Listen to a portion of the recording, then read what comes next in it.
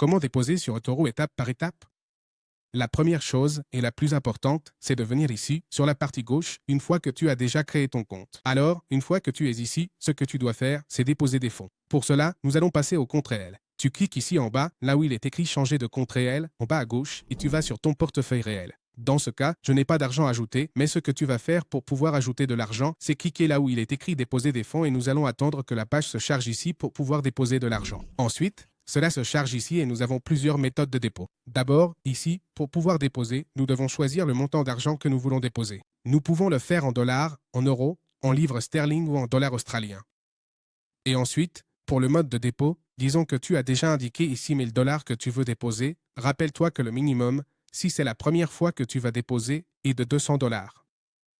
Mais si tu as déjà effectué un dépôt, alors le minimum est de 50 dollars, selon le pays où tu te trouves. Donc, je vais ajouter ici, par exemple, 2 cents dollars et ici, dans la méthode de dépôt, il apparaît carte de crédit ou de débit.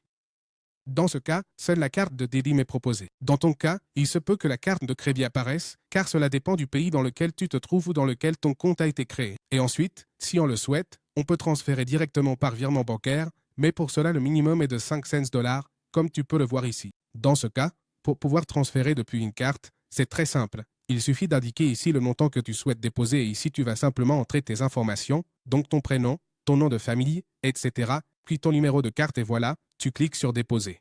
Une fois que tu as cliqué sur déposer, l'argent sera automatiquement crédité, cela prend 1 à 2 minutes maximum et dès que le dépôt est effectué, il apparaîtra sur ton compte, il sera disponible ici et tu pourras simplement faire le dépôt et investir avec cet argent.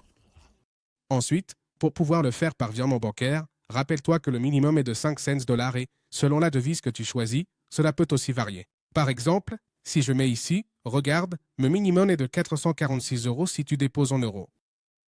Donc voilà, c'est quelque chose à prendre en compte. On va mettre 500 ici et une fois que tu es sûr du montant que tu veux déposer, tu cliques sur continuer et là, automatiquement, une nouvelle page va s'afficher pour t'indiquer sur quel compte tu dois effectuer le virement.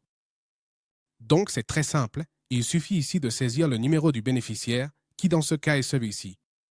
N'oublie pas que cela peut changer, c'est pour moi, mais dans ton cas il se peut qu'un autre nom apparaisse, car cela dépend de la réglementation et de l'emplacement de ton compte.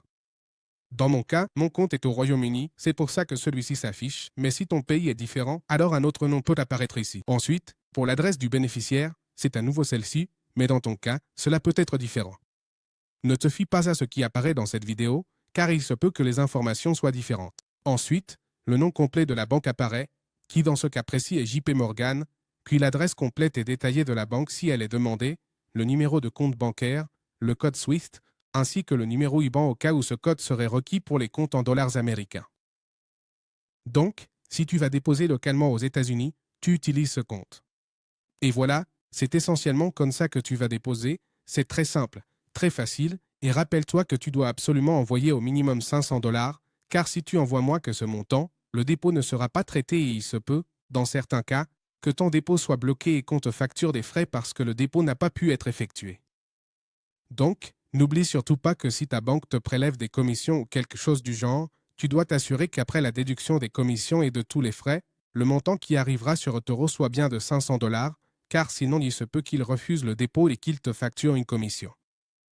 Ensuite, l'autre point important, c'est que, contrairement au dépôt par carte bancaire, le virement prend plusieurs jours, comme tu peux le voir, de 4 à 7 jours ouvrés. Donc, si tu es pressé et que tu veux déposer immédiatement, le mieux est de le faire par carte.